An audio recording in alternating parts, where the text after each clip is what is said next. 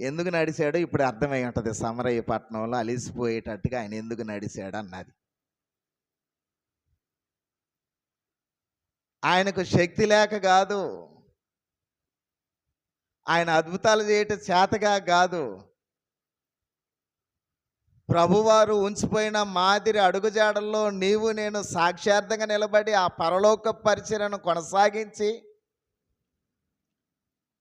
మాట చేతగాక క్రియ చేత మనల్ని రక్షించి అదే క్రియ చేత అనేకులు యేసు ప్రభు వారి ప్రేమను, దేవుని కృపను జ్ఞాపకం చేసుకొని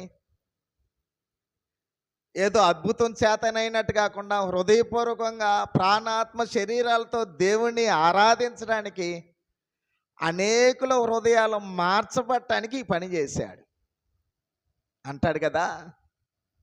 మీరు అలసట పడక